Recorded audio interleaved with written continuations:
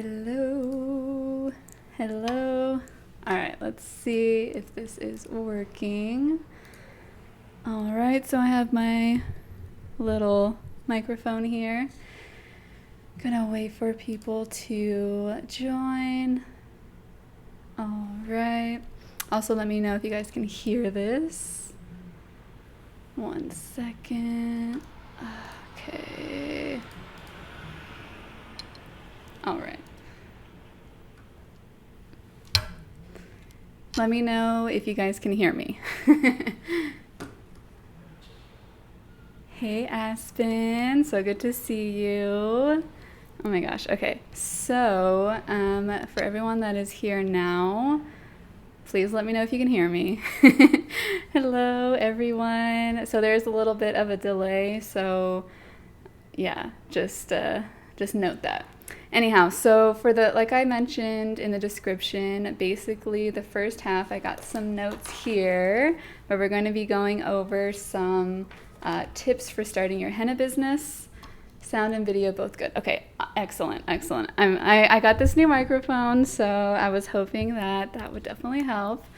But okay, so let's see. So I want to go over some tips. I'm not sure where you guys are all from, but I'm going to be just giving you my kind of perspective when you're starting a business. Hopefully you guys are wanting to get into the business if you're not in it already. But let's see. So the first tip, and also just to note, you can write your questions for this whole segment. I'm going to try to keep it maybe like 20 minutes and then have 20 minutes or 10 minutes for questions. But you can write your questions there. I will get to them after I'm done going over. I have 5 tips. And yeah, so let me know your questions. And when I'm done discussing all of the tips, then I'll go through and I'll answer each one. All right, so the first one, and like I said, I'm speaking from my experience being in California.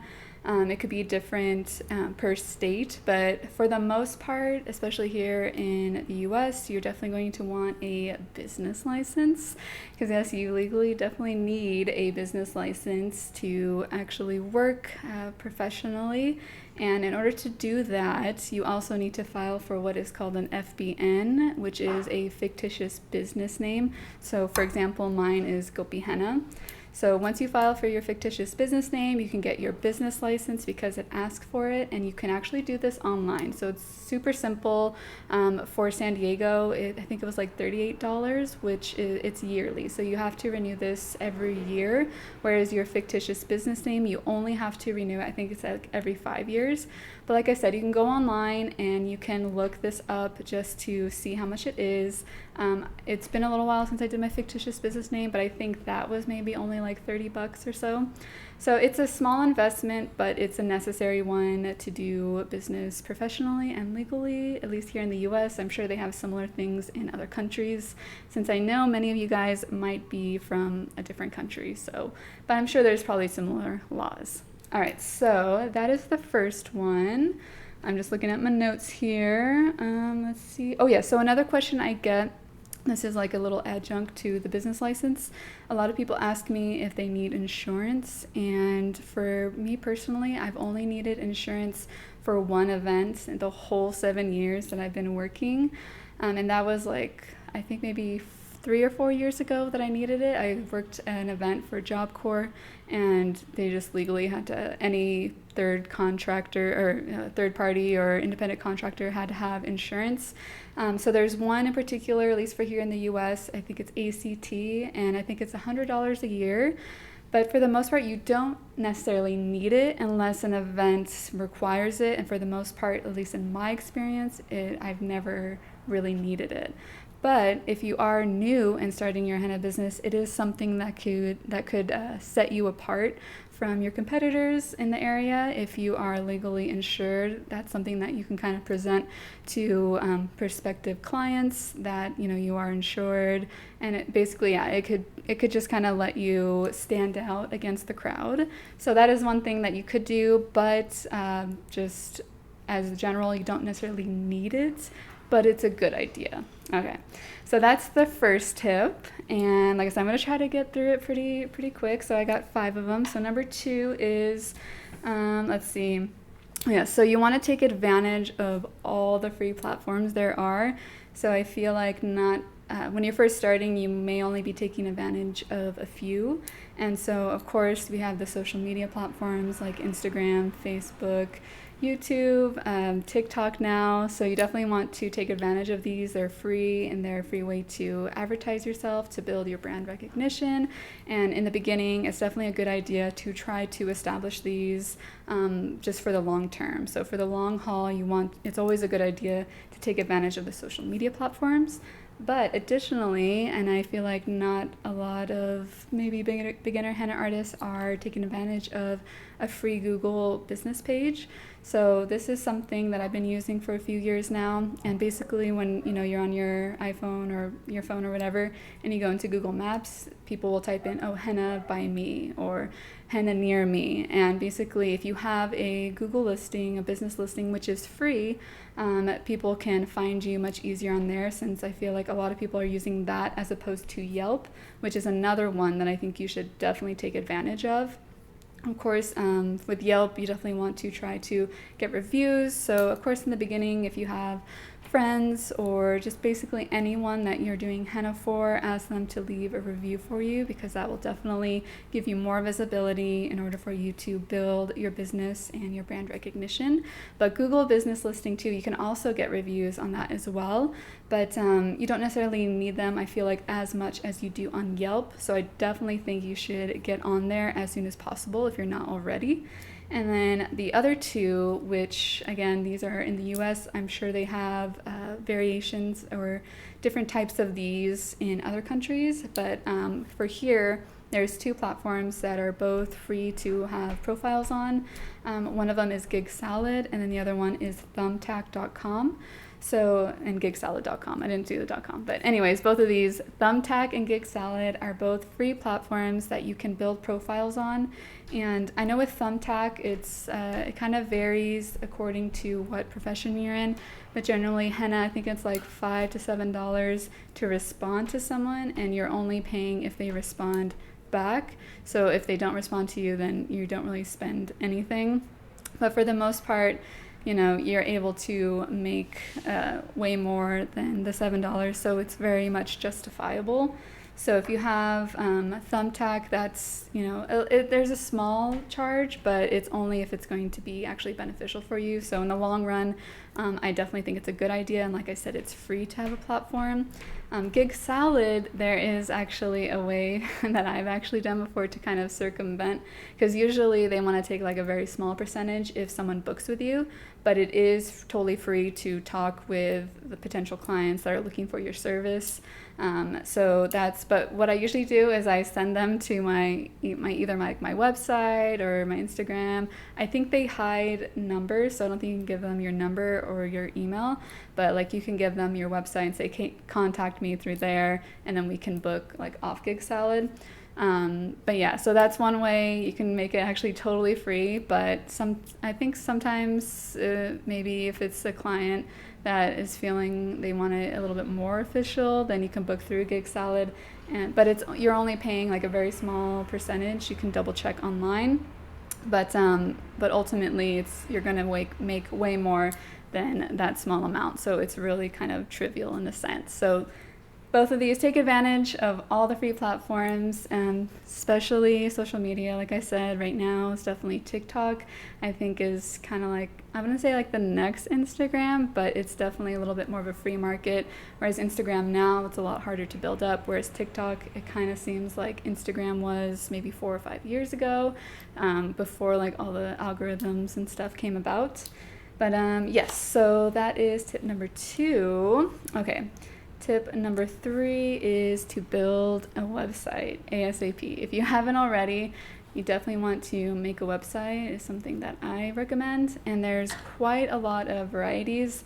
So say like you're in the very beginning stages, you don't have a lot of revenue coming in, especially of course right now we have the whole pandemic situation, but I honestly don't think it's going to last too much longer. And things like private events, parties, private appointments, I think those will be gearing up to start again, hopefully really, really soon. So maybe right now, before that starts, you can try to build your website. So of course, if you're going to be using, like I mentioned before, all these free platforms, then you're going to want to have a website to show your work.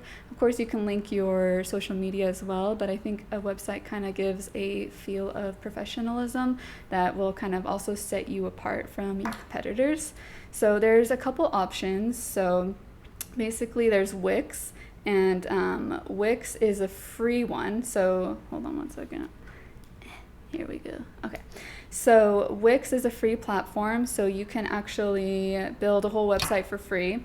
But I feel like the functionality might not be as good as if you're on a paid platform. And also I just want to mention, now that we have a little bit more people watching, please include all your questions to the side, but I'm going to get through everything first before I answer them. So I just want to mention that if we have some new people joining. But okay, so Wix, the free platform. So you can totally do that right now if you don't have a lot of overhead, you don't have like a lot of facility to make some overhead shots. That's a good place to start to at least establish your brand on a website and have people be able to go there and read about you and your services and whatnot. If you do have a little bit to spend to invest in your business, then I definitely recommend something which I feel like a lot of creatives are using right now, which is squarespace.com. And I was looking online before this, and if you pay annually, I think it's close to like $250 a year, which is really not that much per month if you think about it. But there's a little bit more functionality, a little bit more facility for you to create more of a unique kind of experience on there to customize the website to your liking. I know quite a lot of YouTubers that are using Squarespace and then also have links in their description where you can actually get even more % off your domain, basically. So that's another option. What I use is WordPress, and this was set up like years ago, actually by my husband. I would say WordPress is maybe a little bit less intuitive than some of these other ones, but I think the functionality is really great. There's a lot of like customizable like plugins you can include into them. And actually there's a platform called Skillshare. I don't know if you guys are familiar with it, but Skillshare.com. It is like a paid membership site. It's pretty inexpensive, and you can actually get 2 months for free from a lot of YouTubers as well who are kind of like associates with them, just to try it out. But basically they have a lot of WordPress courses on there that aimed for like total beginners who have no idea like how to work a WordPress website, and they're pretty good. I actually checked some out recently, and yeah, so I definitely recommend that. I do like my WordPress website. It is pretty easy to set up my commerce platform, since I do sell henna cones and other products online. Yeah, so I think I like WordPress, and I'm becoming, the more you use it, the easier it becomes as well. But it also can be free as like a free platform too. What costs is actually getting your domain name. So like mine is gopi-henna.com. So that would be considered your domain. And that's something that you want to really think about before you build your website too. So you want to really kind of have your business name, at least the idea of it, way ahead of time, so that you know that you're like for sure like this domain name will stay around, will be relevant. Like I don't think I'm ever going to change from Gopi Henna, at least not anytime soon, if at all. And what I use to host my domain is through bluehost.com, and it's fairly inexpensive too. There's like different platforms that you can use. There's some that are like super high level professional, and there's some that are, you know, pretty close to just being like maybe $10 a month or something like that, or even less possibly if it's more of like a shared hosting platform. So this can be a whole video on its own, is going over like how to build a website. If that's something that you want me to maybe make, definitely let me know. But this is just something that I would recommend if you're starting out a business, you want to make a website ASAP. It doesn't have to be, like if you make it on Wix, you know, if you want to start out free, you can always build a more expensive kind of website later on in the future. But I still think it's a super good idea for you to at least have a landing page for people to find you, read more about you. And of course, like on your social media, there's always a place to link your website. And I just think it gives more a professional feel, if that makes sense. So that is number 3. Don't really know how we're doing on time, but let's see. Okay, so I think we're on 4. So the 4th one is you want to know who are your customers. So when you're starting a henna business, kind of think about, what gives you the most joy. Are you really wanting to do bridal henna?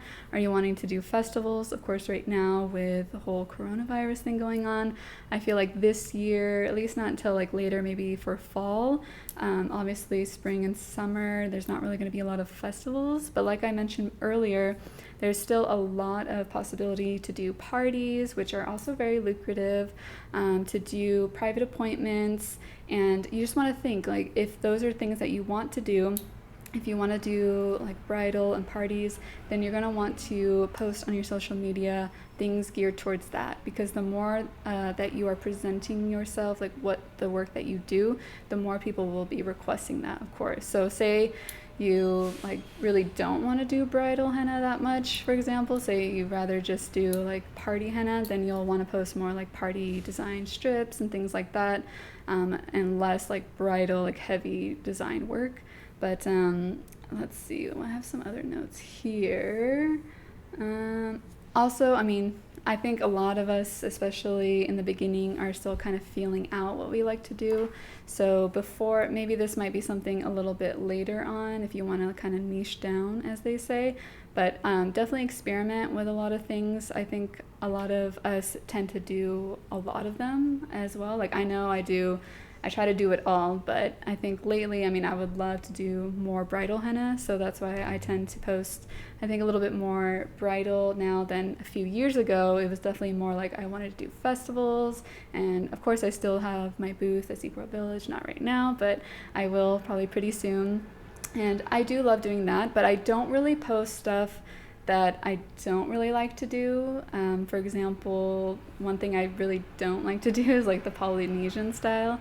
So if that's something that you really do want to do, then of course you're going to want to present yourself on social media as doing that a lot, and therefore people that find you, and if they like that style, they're like, oh, I really like this one, I really want you to do something like that.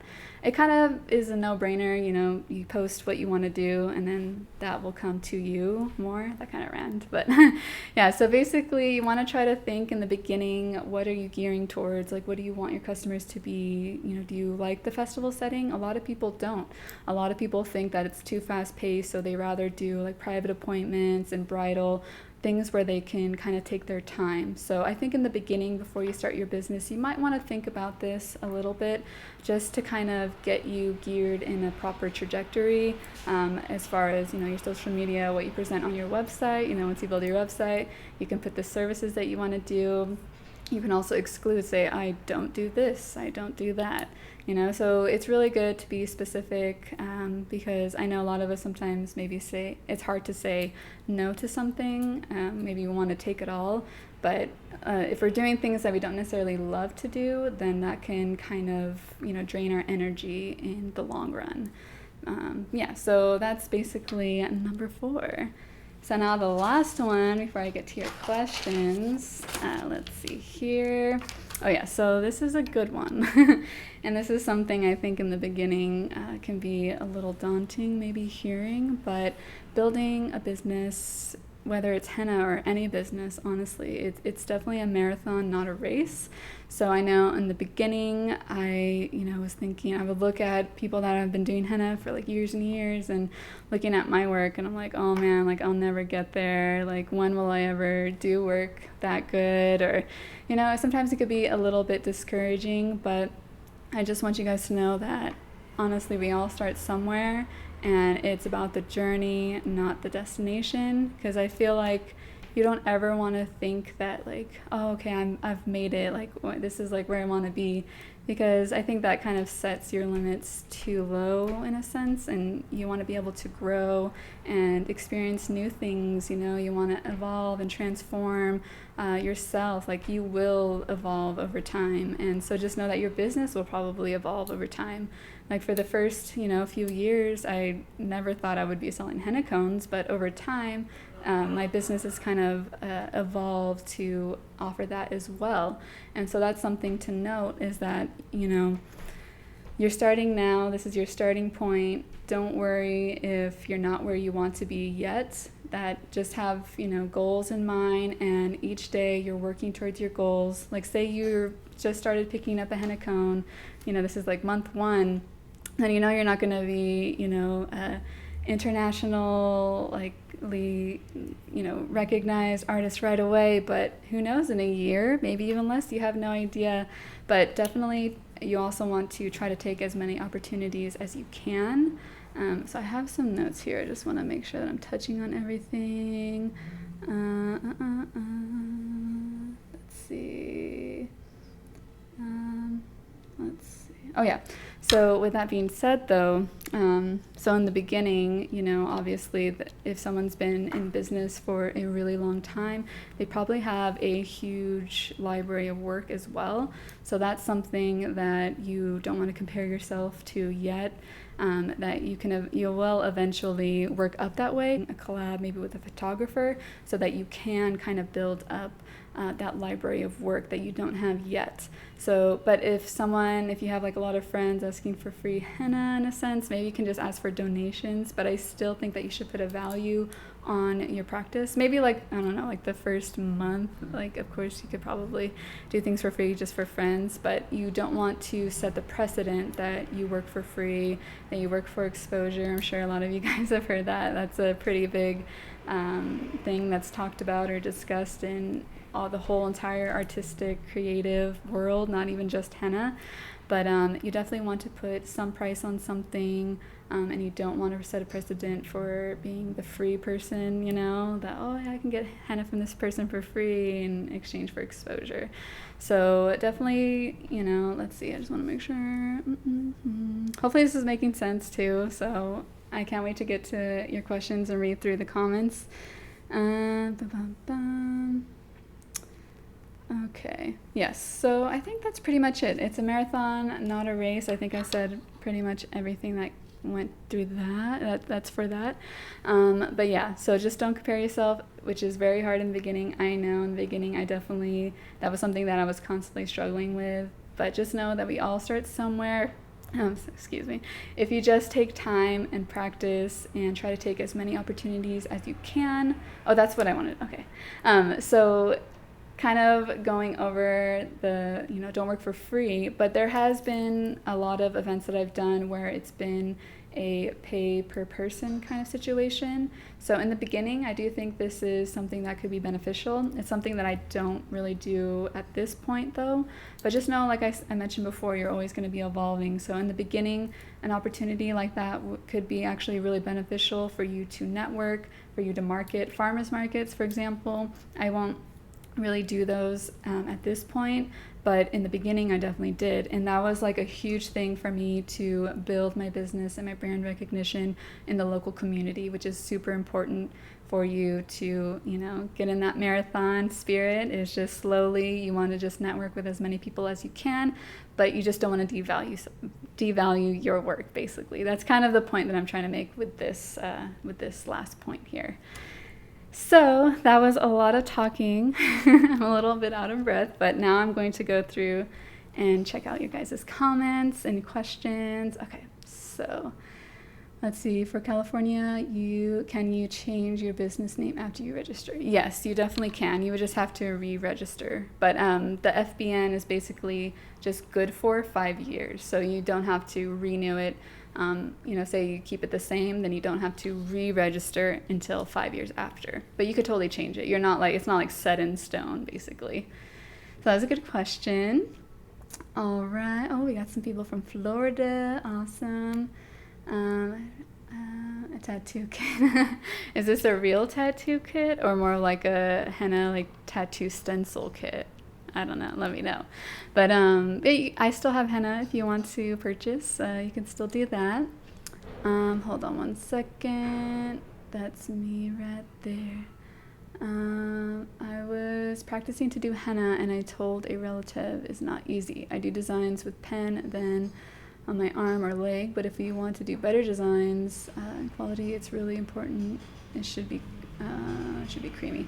Well, I would say that's something in the beginning too that you're going to want to experiment with is your paste, of course. You want to make sure that A, it's good consistency, B, it gives good stains, and of course C, you're able to do really good work with it.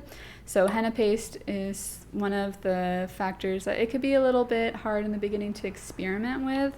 I know in the beginning I used Jamila henna powder, which is kind of crazy to think now, but that henna was super, super creamy. So, but if you're doing bridal work, it's not going to be as easy or as beneficial as using Rajasthani.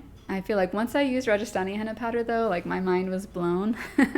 It like totally changed my whole perception of like what good paste is. I know a lot of people still like the creaminess of Jamila, and some people will mix the Rajasthani and Jamila so you get the best of both worlds, which can also be a good idea if it can allow you to be a little bit more versatile with your draping but still be able to do super thick designs. How much would you charge for henna cones? Okay, so charging is it varies slightly, but first you want to try to think about your first the expenses. So it can involve a little bit of math because of course in any business you don't want to just be breaking even, you do want to have a profit margin. It doesn't have to be super extreme to be something that could work for you, but you definitely obviously want to be in the green, not in the red, or not just breaking even. So first you're going to want to calculate how much does my essential oils cost, how much are my my henna powder, of course, the cello, everything like that. So you definitely want to analyze the how much everything is, how much can you make per like 100 gram batch, for example, and you can calculate basically how much everything costs. And then I would say a good profit margin is how much it takes to make it.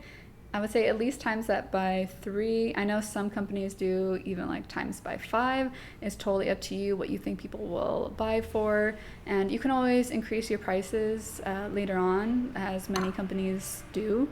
You can start at one price, but it's not set in stone. I think this year actually I raised my prices just a little bit. So eventually you'll be implementing, say, new packaging materials, maybe new like brochures, things like that, which all add up in order to give a better all-over customer experience. But it will make the cost of things a little bit more. So as you do that and improve your business, you can increase prices slowly. And yeah, so hopefully that answered your question. That was a good question though. How am I doing? Oh, it's so good to see you. Oh my gosh. Okay, so I always get messed up with, I know everyone as like their username, so like PB Henna, like that's so clear in my mind, like I know their work and everything like that. But please tell me your actual name. Like everyone thinks my name is Gopi, obviously because Gopi Henna, but my name is Jaya. So that's something that, I know people call me Gopi, but obviously I'm not going to call you PB, but but yeah, so please let me know your real name. I want to know. Thank you so much for being here. But and I'm doing good. Before this, doing lives, I always get super nervous. Like I don't think of myself as the best public speaker. I try, and I'm getting outside of my comfort zone doing this, as I think many henna artists are taking advantage of the live feature of Instagram and other platforms. But it is a little nerve-wracking, not gonna lie. But I'm doing good at this point. Pooja, okay, yes, thank you so much. So good to have you here, Pooja. Thank you everyone who's here. I'm super excited that you guys were able to come, and I'm sure you guys are really excited for the demo part, which is coming up soon. Let's see. Okay. Let's see. Don't come off as nervous at all. Okay. Thank you so much. I'm glad. Thank you for that reassurance. Okay. So I don't know if you guys are ready for the next part. So If you guys are following my newsletter, you would have gotten these handouts. So we're going to be practicing elephants. Kind of trying to show you here. It's weird because it's like reverse. But anyhow, so I'm going to start with this one first. And I just want to show you guys, I'm going to have to set this up real quick. Let's see. I'm glad, yeah, it is normal, but it's definitely, it can be uncomfortable in the beginning. So, but thank you for your understanding. So I'm going to be doing the elephant on this. So this is what I used actually for my last Instagram post of the world, the very inaccurate world that was missing a ton of continents. Anyhow, so this is basically toned tan paper, and I love working on this paper using henna. I just think it has a nice texture as opposed to just plain white paper, but totally not necessary, but this is just what I'm using and wanted to show you. So let's see, and of course got my henna cones. Hopefully you guys are all set up and ready. So just give me 1 second. I'm going to readjust the camera and everything and get this microphone a little bit out of the way. But I'm so happy that the volume and everything was good, because last live I did, I just used the mic from my computer and it was terrible. No one could hear me. Yeah, so I'm glad you guys can hear me this time. So let me just adjust the camera settings. Okay, there we go. So let me get that out of the way. So I'll be able to kind of look and answer questions as I go. So which is good. So I'm gonna move this out of the way, but hopefully you guys have these. If not, I'll try to maybe include links for these in the description after this video uploads. So I'm gonna do it sideways. So this, as I mentioned, is one of my most popular requested henna designs at my booth. It's just like a simple elephant. I don't know if it's like upside down, but yeah, it's a very simple elephant. Sorry, there's ambulances. Let's see. Oh yeah, don't worry, this video is gonna be you're gonna be able to replay it. It just takes, I think, like 30 minutes to process, and then you can watch it from the beginning. I think, oh, let me know your question. Angelita, hopefully I'm saying that right. Oh, any tips for I totally missed your question. Thank you so much. Any tips for someone who hasn't or doesn't really draw, very beginner? So, well, you came to the right place, so we're gonna do it step by step, but honestly, you're just gonna want to practice as much as you can.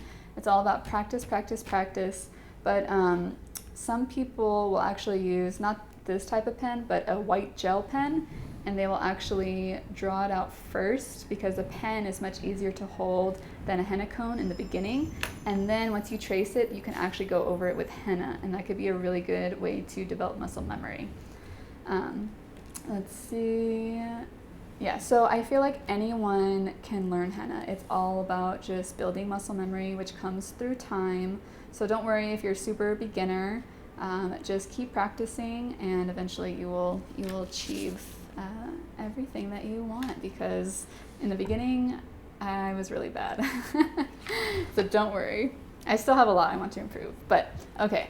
So we're gonna start with the head part. So I always start from the top and I make this little curve shape first, and then I go down like that. So that's how I'm gonna show you how I start. So sorry if I missed your questions, and feel free to leave them. I'm just gonna put this here. So I'm gonna start right here, because obviously the elephant's gonna expand this way. I wanna make sure I have enough room. So hopefully you can see. So we start with the forehead, and then we work down the trunk.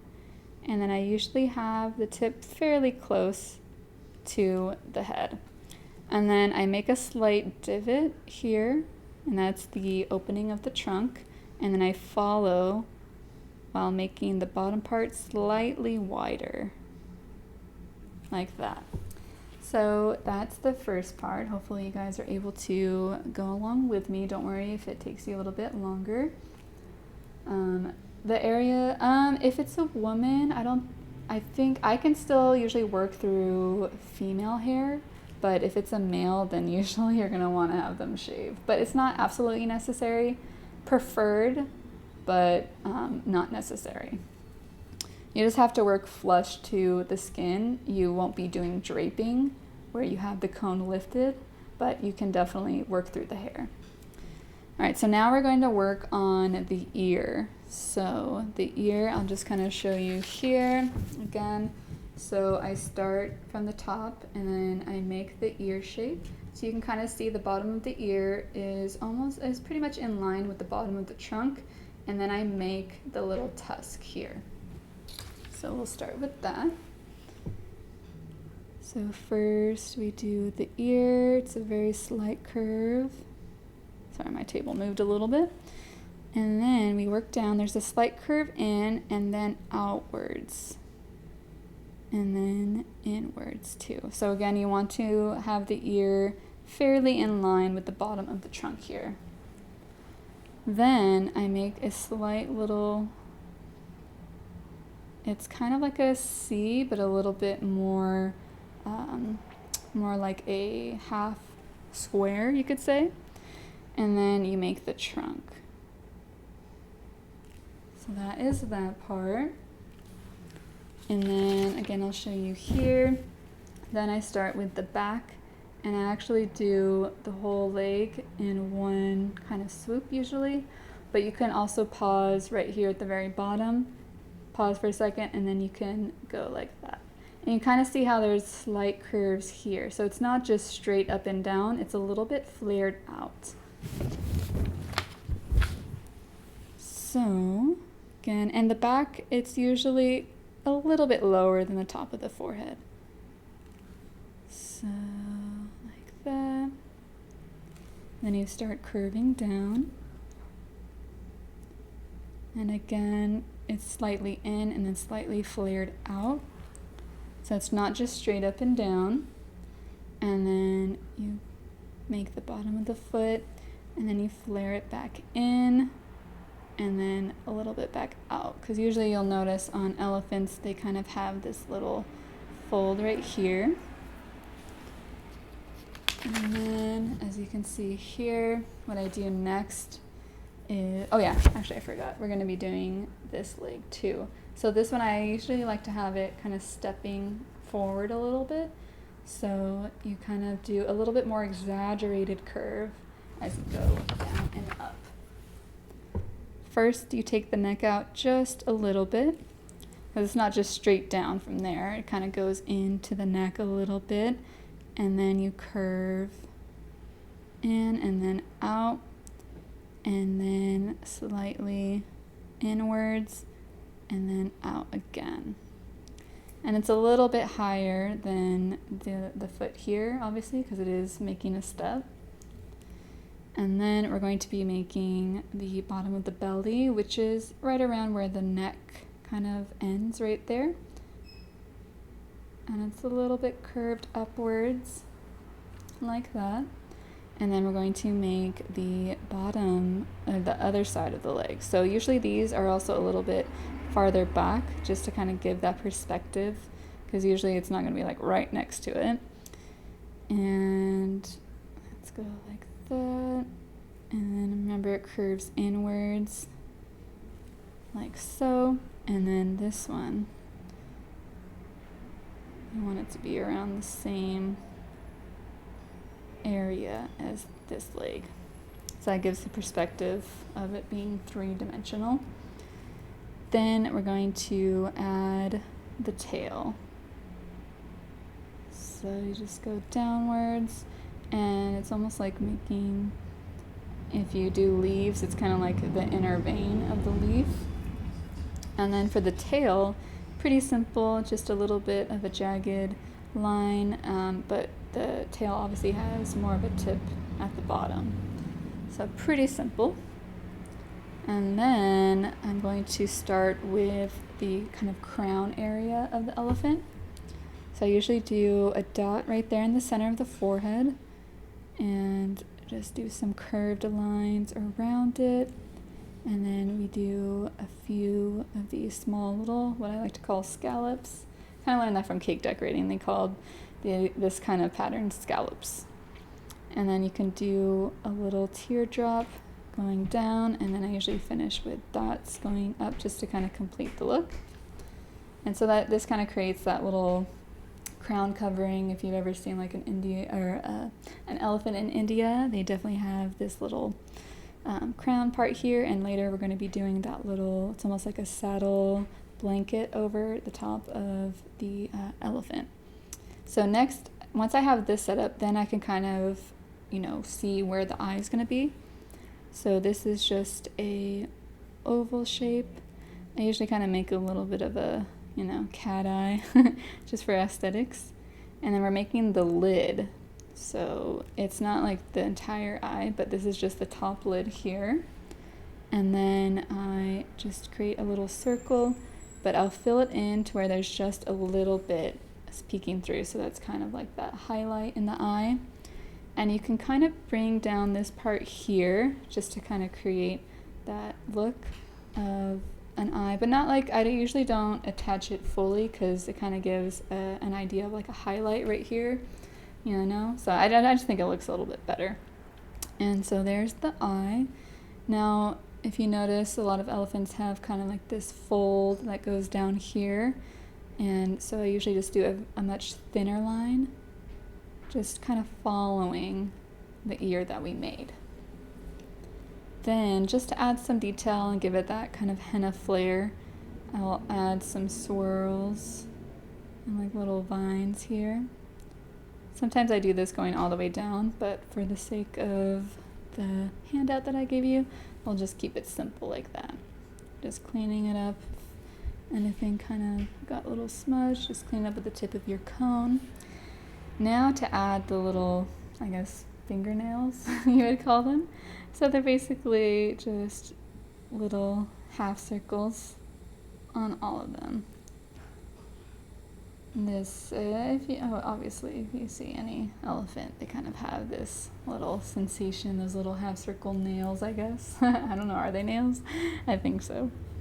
But, all right, so now you have the basic framework. Now to add the saddle blanket, I guess you could call it. And you can pretty much do any design, but I usually have it kind of more of a half circle or kind of ovalish in a sense. So we're going to create that. So I usually do a swirl right in the center of the back here.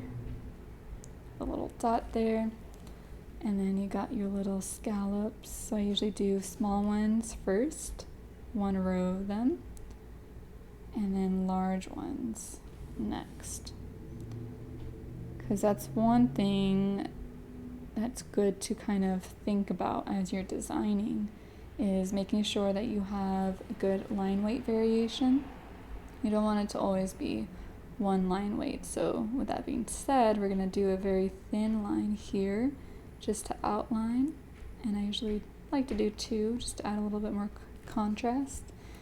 And then I'll make this one bigger. So this is the 2-line method, and then do a thin line here. That's actually what I meant to do, is a thick line first and then 2 thin lines. So we have that sandwich going on of thick and thin. And then I'll add little baby scallops here. And when I made the handout, it is a little bit different doing it in Procreate than it is doing actual henna. So I might not be able to fit the swirls right in the bottom here. But first we're going to be doing little half ovals. And where that crease of the leg is, I usually make it join up there. So that's a little bit more balanced and it doesn't interfere with the design itself.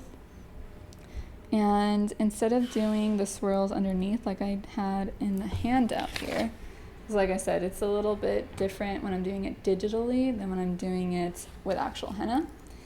But what I usually do is just bring it down a little bit like that. Add a little vine there, do a little swirl here, little vine leaf there. And you can add maybe even some dots here just to fill up any little space. And now we're going to work the little decorations on the feet. So first I do kind of a thick line. You can do it on all of them just to kind of set it up first. And then I usually do 2 thin lines right here. Again, just working it on all 4. And then moving on to the little scallops like that. And sometimes I'll do a couple dots, but you can also just do 1 luscious dot too. And then now you can kind of see how the trunk still looks a little empty compared to everything that we've done. So what I usually do is do little teardrops down the trunk, and this also kind of creates the feeling, because if you look at a trunk of an elephant, they kind of have these little creases in the trunk. So it kind of, it's a henna motif, but it gives that feeling of like a real elephant too. So that is pretty much everything. So hold the cone is not easy. I tried in the same way. I hold the pen, but it's not the same. So holding a henna cone is entirely different than a pen. So my cone right now is still rather full, so I'm holding it like this. But if it were a little bit less full, what I usually do is I fold it over and then I use the pressure like that. I definitely need to make a full video where I have cones in multiple different levels of being filled, basically. So I have like a full cone, because I definitely, using a full cone, you can hold it a little bit more like a pen and use it like that. But as the pressure releases, then a lot of times I will fold it over. Right now it's still pretty full, so I'm still holding it like a pen. But obviously this is a rather large cone. If you're working with a smaller cone, it's going to release quicker. So that's just something you're going to have to play around with, but it is different than a pen, and learning the different types of pressures in the beginning that you need to use, it just comes with practice. I know it's so, I don't know, like silly and kind of redundant to hear, oh, just practice, practice, practice, but with any of the fine arts, it's the more you do it, the easier it becomes, the more you experiment. That's why practicing on paper like this is really beneficial, because you don't have any other eyes looking at what you're doing. So you have more freedom and flexibility to experiment without worrying about another person seeing what you're doing. So I definitely recommend in the beginning to just experiment different ways of holding the cone, different methods, just go all out in your practice time. Just set some time to practice as much as you can every day if you can, and you will learn super fast. Let's see. Oh, South Africa. Wow, what time is it over there, I wonder? Is it, because it's midday here, so I don't know what time it would be there. But okay, so that is this one. It's definitely the little bit more simple one. So now we're going to do this one. So I'm going to work it in this bottom part here. But hopefully some of you guys have this with you as a guide. But I'll just explain first. So I always start with this part, the very top. So I kind of set the stage like that, and then I'll work this part next. And then I usually do the eyes, and then I create this little part here, do the trunk, and then I make the ears leaning up, and then the trunk here. Actually, the trunk or the tusk first, and then I complete the ears. Then the fill is pretty easy. It's like your standard, just very typical henna style. But to begin, hopefully you guys are all ready and done with the previous elephant. It is, oh, this is like military time. So it's at 11:47 at night. Oh, so it's pretty late. I've been staying up lately these days. I haven't been intending to, but something about this whole situation in the world has been keeping me up. Let's see, so I'm glad you could join. All right, so now we're gonna start this elephant. Again, like I said, so I start actually with the humps of the head first.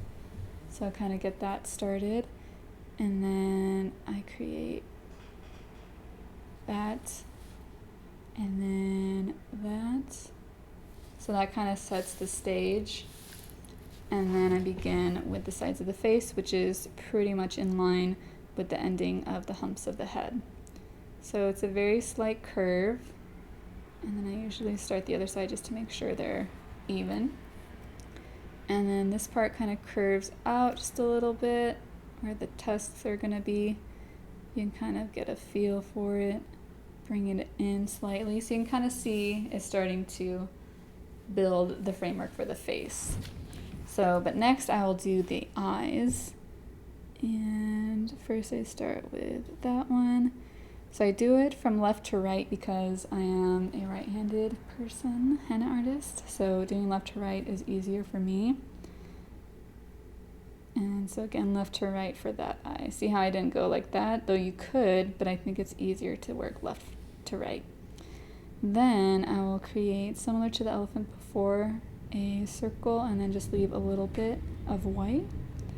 And then I'll do the same with the other eye, with it being on the same side. So it's like the elephant's looking in the same direction. Otherwise it'd be like crisscross. And then I create the lid of the eye next.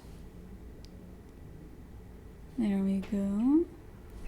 And then again, like I mentioned before, you can kind of bring it in. Just really lightly though, because you kind of want to give a little bit of a sensation of some highlight in the eyes.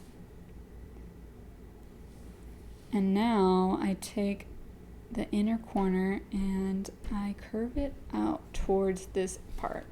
So if you look at an elephant, they usually kind of have this little kind of divot here on the size of the cone hole or point. So this, I use a 0.5 millimeter pin. So this is a sewing pin. I don't know if you can see it really well. Let me see where the focus. But anyhow, I roll my cones around this and then I just simply take it out and then it's ready to use. So it's a 0.5 millimeter. If you look at my video here on YouTube called Supplies I Recommend from Amazon or something like that, you can find the link to the exact pins that I use.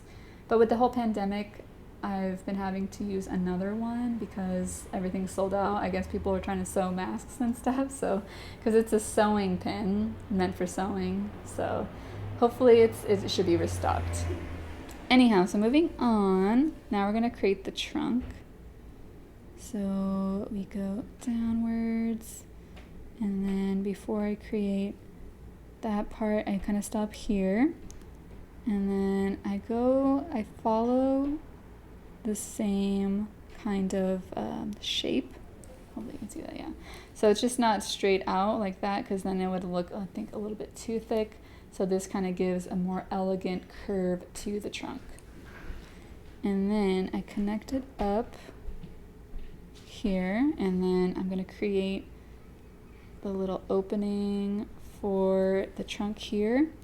And so it is a little bit curved. It kind of goes down just slightly. Again, this isn't like a super hyper realistic elephant, but it kind of gives that feel. Now I will add the tusks here. There we go. And again here. And then you can create your ears. And so for that, I will usually do a slight curve in, and then I'll do a few curves kind of waving down and then kind of slightly going out, and then take that point and then connect it into the trunk. And there's your ear.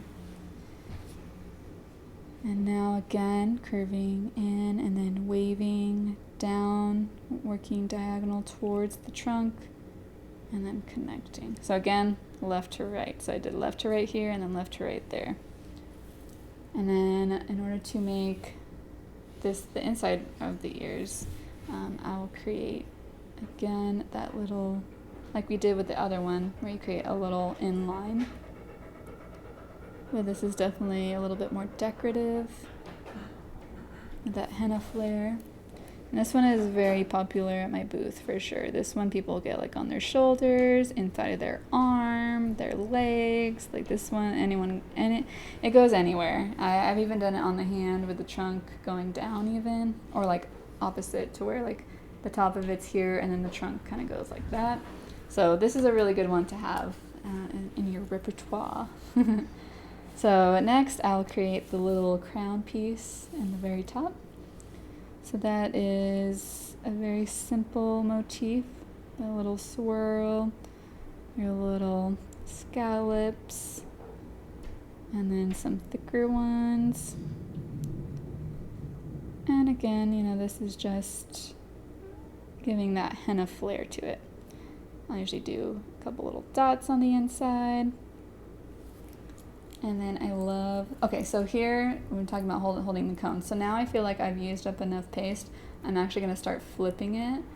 So I hold it like this, and then I'm actually guiding where I want the henna to go with these two fingers. So I'm kind of moving it in the direction that I want. Like, I'll show you here, you can kind of see it. So since this is a larger cone, if it was a smaller cone, it would be a little bit less in there. But yeah, so the pressure is kind of coming from here with my thumb, and then I'm actually guiding with these two fingers. So let me see if you can kind of see how I do that. So here we're doing a little leaf here. So I'm kind of using these fingers, kind of like chopsticks, I don't know. I can't really use chopsticks, but I can use a head cone. And then going like that, creating a little leaf here. And then I'm going to create a swirl here. So here you can kind of see I'm still kind of pressing here to release the pressure so that the henna comes out, but I'm guiding with these fingers. The concept of holding the cone is something that is very hard to translate properly, I feel like, but I'm doing the best that I can. And now we're going to be doing the same thing on the other side. There we go. And now I'm going to be doing the line first here. I'm going to fill in the trunk first. So I do 2 lines, and then I connect, I build up on the inside there to create a thick line, and then I'm going to be doing a thin line and then do some scallops here. I'm going to do a little swirl with some scallops again, and then you could do those thicker ones here. So again, I like to fill the trunk but with, you know, henna style designs, but you obviously don't have to do what I'm doing, but whatever feels right, whatever kind of design do you like. You can make it a little bit more swirly, you can make it less swirly, you can make it more simple, maybe just shaded, like really anything goes. So then I'm going to do another line down here, some little scallops here, some bigger ones, and then I'm going to fill it in actually. So you can kind of see how I'm sandwiching the thick and thin here. So it's not just one line weight, it's multiple. So you got super thin and then thick, super thin and then thick. So again, going with that, do some more thin. And then I'm going to start here. So in order to kind of create this, I'm going to start here and then do that and then fill that in and then fill that in. And we'll see what we can do. Because like I said, doing it digitally is a little bit more challenging. And usually what I'll do is I'll create a little opening with a very thin line there. And then here, just same kind of concept of what we were doing before. And we'll do it again.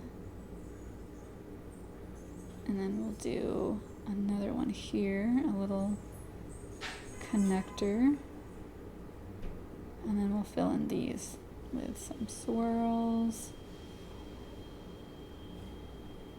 And then some little leaves. And there is your trunk. Now for the ears, I love filling in the ears. So I'm going to do kind of like a henna flower. And of course, like I said, if you want to try different petals, different variations, feel free. Like I said, this is your practice time. So I want you know, to have the freedom to do whatever you want. If you want to just, you know, take away from this just the framework, then you can fill it in any way that you desire. So here I'm just adding some shading to the petals. Some people like super pointy ones, some people like the ones where they like ridge down, kind of like this. But this is like my standard go-to. And then I'm going to create a little bit of a curved border with some thick and then thin lines. And honestly, if you just practice this over and over again, it'll become like second nature. I could probably do this design like in less than 5 minutes probably because like I said, it's so requested. I do it all the time, especially in the summertime. Elephants are super popular for obvious reasons. Elephants are awesome. And then so there's that side. Do you work from pictures or do you have a design book for people to choose from? So I do both. I actually have 3 options. So I have design books of designs that I've done throughout the years that I take photos of, and every summer I will I will add some and take out some. I have some that I've had in my book for honestly probably like 4 or 5 years. I call them like my classics, like everyone loves them. They like never go out of style. And so I have that option. But sometimes people will bring photos and I totally allow that. For the most part though, people will just kind of let me base it loosely off of it. Like it doesn't have to be exactly like it. Some people are a little bit more particular, like, oh, I really like this, I want it to be exactly like that. I don't really mind, but it's not really too often. Most people are pretty down for you to just base it loosely because they know that, you are an artist, that it is someone else's picture, that obviously you're not going to be doing it exactly like it. But the third option I have is my artist choice. So that allows me to do whatever I want. Sometimes people will, just give me an idea and they'll tell me like, oh, I want an elephant and a lotus, but I don't have any particular idea of like the style.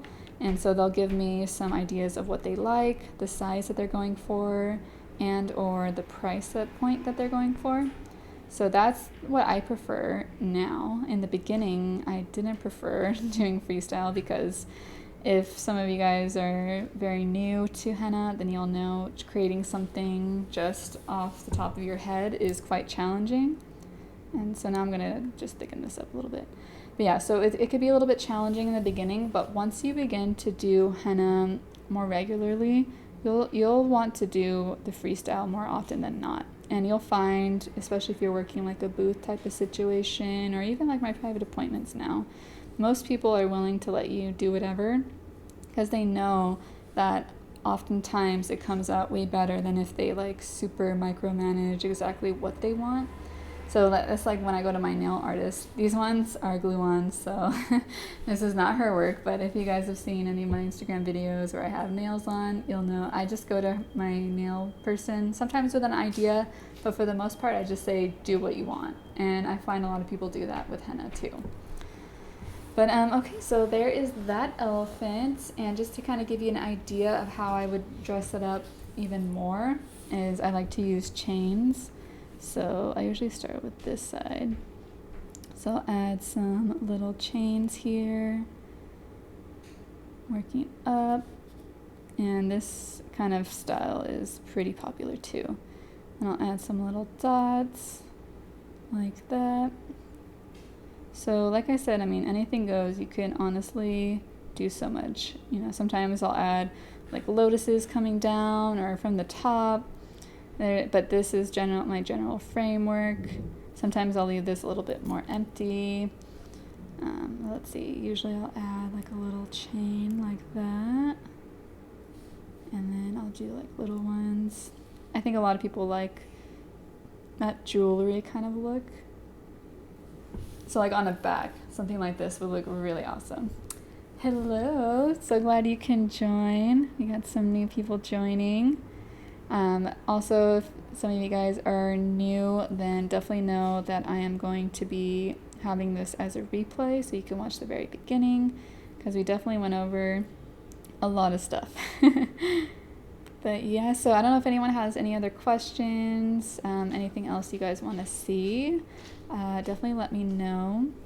Hopefully this was useful and informative thus far. And again, with henna, you know, things don't have to be totally perfect. I'm honestly just kind of playing with it at this point. Let's see, like that. And for example, like I mentioned lotuses before. Yay, you guys made it. Yes, I know, Yasmin, I think you thought originally that you had missed it, but it's kind of cool because you can set reminders for your YouTube video before you go live, so people can kind of, you know, set reminders and whatnot. But it's like up, like as if it's a video, but you know, nothing's going on yet. So hopefully that's useful. I think it's kind of nice to see it there before you go live. But there's like a little lotus. Sometimes I'll do like swirls. So you can kind of see how honestly you can build on it and make it as big or as small as you want. Like for example, say if this is like on a thigh, then you have a lot of room that you can work with, which is awesome. The templates. So this I gave to all of my newsletter subscribers. So I think once this video processes and uploads onto my channel, I'll go in and I'll create a little thing where you can sign up and then you can receive the templates. Because there's another one too. Too late, the Pacific Central Time is crazy. I know, it's so hard. For me, I'm working with the sun because my place is rather dark and right now it's like midday, so the lighting is pretty good. So that's why I don't think I'll probably do them in the evening just because the indoor lighting that I have is kind of harsh. But yeah, so I could do it earlier though, possibly 11 could be the earliest because I have a whole morning routine right now that kind of takes a long time, so I usually don't get started to work until like 10:30 or 11 for the most part, unless it's the day that I'm shipping out cones. Then I get up super early and I work like all day. Any men or just me? I know, right? Henna is not just for women. I know, yeah, there's a lot of male artists out there, so I'm glad that you can join us. Henna is so fun, you know. I think maybe a lot of guys think, oh, well, if I'm gonna do henna, why not do real tattoos? But I think the atmosphere and the energy of henna is so different. And I think it can't really be compared to like real tattooing, I think. But let's see, I'm just gonna add a little flower here. But if there aren't any other questions, then I think I might just end it here. I wish that little black line wasn't there, but what to do. Just showing you that you can add as much or as little as you want to this guy. So again, we got this elephant, and then we got this one. Both of these are very commonly requested, so hopefully you guys are able to practice along with me. Yeah, so and also if you have a question later on, then no worries, you can totally write it in the comments once this video uploads, and I'll try to answer it in the comment section. But yeah, I'm just gonna wait, see if there's any other questions, and then we'll go from there. I hope you guys enjoyed this video. I want to show you, here's my little stain from my last one I did. I've been washing my hands and doing dishes like crazy, so I'm surprised it's held up this good. This is my darkness blend, so that could be why too. So there was a little bit of jogba in there. But yes. Alright. I have an idea. I don't know if any of you guys have practiced lettering with henna, but it's pretty fun.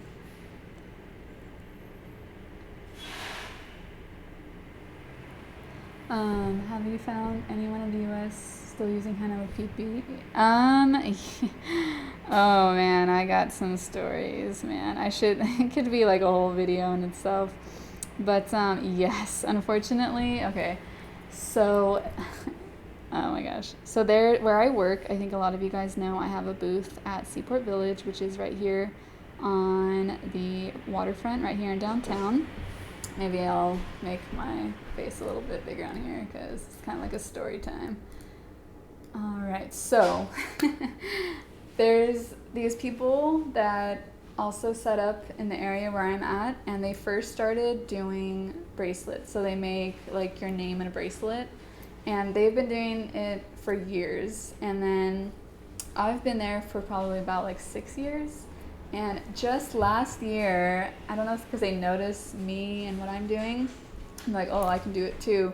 So they started doing henna as well, and they're using like the cheapest of the like most toxic stuff ever, and they have a sign that says we have henna and it comes in different colors. And so they have like green henna, pink henna, blue henna, and you know it's just so toxic that it can't even be called henna. And I tell everyone, I'm like, do not go there. And I have a lot of people that will, because they're on the other end of where I am, so people are usually coming from one direction or the other. And so if people come from their direction, sometimes they'll stop, but a lot of people kind of think that already that it looks a little shady. So they, they'll keep walking and they'll see me, and then they're like, oh, well, this one did seem a little bit, more natural. But there are definitely a lot of people that get it from them, and so they use the black. They don't use like real henna at all. It's like weird colors, so it's very unfortunate. And then there's these other people that used to come. They don't come anymore. They actually started setting up in a different area, not at Seaport Village. But for like a couple years, they were in the same area as me, and they were using the ones from Indian grocery stores. So it wasn't black or any other weird colors, but it wasn't like natural, handmade, like from themselves. Like it was still the store-bought ones that still have tons of preservatives, dyes, and chemicals. And I think setting up to someone who does natural henna art, I mean, they can never really compete in one sense. Like if you have natural henna and you talk about it and the dangers of everything else, it doesn't help their business at all. Like you be using natural henna, but either because they don't want to take the time to learn, they're still using that crap. But yeah, so there's unfortunately still a lot of people in San Diego even that are using the toxic stuff. But yeah, so I could do a whole story on these other henna artists and what I've been through. If you guys want to see something like that, definitely let me know. It could be like a little story time, maybe while I do like a henna or something. I don't know. Let's see, you noticed that too. Yeah, it's crazy. It's unfortunate, but I guess, they're trying to make a living, but still, like, you should, learn about the art form, not just see someone who's doing something that's kind of more of like their nature and then start doing it just because you want to make a quick buck. Those people tend not to last very long in the industry of henna anyways, and so there's really, even though people are using it, there's still not much to worry about. And that's something that can set your business apart from others when clients are reaching out to you. That's something that I always mention, and I say, I use natural henna, I make it from scratch, and just talk about the dangers. Like other henna artists may use this, so you just really want to make sure that you're getting a natural henna artist, and showing that you're educated on this topic will kind of, make you look more professional. Yeah, talking about experiences. Okay, cool. I'll have to do that for sure. I'm so glad you guys have liked this video so far. Yeah, so hopefully I've been trying to stay pretty regular in uploading. Maybe I'll try to do a live stream though, maybe like every other week or maybe once a month at least. But I don't know if you guys know, I also have a Patreon where I do a little bit more, even more exclusive stuff. So I'm actually going to be posting today, I'm going to try to post today, my jagwa recipe, because that's something I get requested a lot. So I have my Patreon link on there, and I'm also sending out to the $10 and plus tiers, I'm sending out temporary tattoos that I made. I want to show you guys. So it's something I'm really excited about. They're kind of like DIY, but hold on one second. So I just experimented a little bit So you can kind of see, so these are like temporary tattoos. I've already cut some out. Right now they're on my leg, so I'm not really going to show you, but but this is something, this whole sheet, I'm going to, I mean, obviously fully intact. I'm going to be sending out to my $10 and up patrons coming up really soon. So if you guys are interested in learning more, I have more opportunities to do, like I just did an exclusive video where I asked everyone questions, particular questions that they had, and then I went through them one by one. So it's a place where I can do a little bit more private kind of videos and whatnot. Do I freeze them right away? Yes. So there is a little aftercare card that comes with it, but I think in the package, sometimes when you're opening it, it can be a little bit like, oh, like I want to get to my henna cones. But it describes on there the whole process. Hopefully you still have it, but if not, yes, freeze the cones right away. They only take like 5 minutes or so to defrost. So like, you know, I just take this out 5 minutes before on the table, defrost right away, and then it's ready to use. Let's see, if you don't mind me asking, how long do these elephants take you and what do they cost? Okay, so this one right here literally takes me like 2 minutes, I would say. Like, you know, it's rather small, so usually it goes like on the inside of the arm or maybe just like on the top of the hand. So honestly, I can do this elephant in like 2 minutes. And it would be like $10. Let's see, something more like this takes a little bit longer, but because I've done it so much, it's probably maybe more like this size, maybe like 5 to 7 minutes. And this one, depending on obviously how big it is usually like around 20 to kind of give you an idea. But pricing is something that could also be a whole video in itself, which is something I'm gonna do probably on Patreon. Like that's an idea I had, is to actually have my books and go through one by one, like everything, like what it costs. I personally like to have the prices on the books because it makes things a little bit more transparent and easier if you are busy. But I know a lot of people do a sliding scale, so they'll do, you know, little like color codes, or they'll just, you know, and basically there's like a whole process. I think Henna by Heather has a good video, I think, on YouTube on that sliding scale, or maybe on her blog. But some people will, like I said, do color coding, and then they'll have a little sign that they can change up, like a chalkboard or dry erase little board or sign, and say, oh, this color is this much, this color is that much. And if you're at a festival that you know gets really, really busy, you can slide the scale up. If you're at a festival that maybe, you know, you're trying to, you know, get people in the door, then maybe you can slide it a little bit down. I know a lot of people do that, but for the most part, I just kind of stick to one price, just make it easy. And I notice that, you know, you don't necessarily have to charge a ton, because I feel like a lot of people want to feel that they can still justify giving a tip. So I notice I always, for the most part, get tips, even though some people may think I should charge more for something. Ideally, I feel like I still make around the amount that I need to. That's another thing that you should also think about is cost and profit margins, and you have a goal of what you want to be able to make, and have some idea of, you know, the people that you'll be able to get, and then you can charge accordingly like that. So there's really not one set pricing point, and you'll just have to feel it out as you go, I think. And like I said way earlier, you know, you can always like increase your prices as you go on, as you build your business. You'll definitely be able to charge more as you go on. But let's see, belly dance, speedy. Okay, yeah, so sorry, I do work really fast, and I don't know if it's because I started doing festivals really early on, but I think I had the experience really early on of doing really busy festivals and stuff like that, so I feel like I kind of learned how to be fast right away, whereas if you take your time, then you can kind of maybe start to develop more of like a more like, I don't want to say like slower, because it really doesn't matter slow or fast. That could be another factor when you're talking about pricing, because for example, I may be charging a little bit less, but I can do way more in a period of time than someone who takes a little bit longer. So you also want to be justifying your time as well, and making the amount that you need to in order for it to be worth it for you. And you are taking your time, and your time is valuable. Do your coupon codes work on your Etsy store? They do not. So for the most part, if you're in the US, then I would say order on my website and you can use the coupon codes. But if you are from a different country, then you're gonna have to order on my Etsy. But I think there's different coupon codes because my husband kind of manages the Etsy shop for now. I have my little section of henna products and whatnot.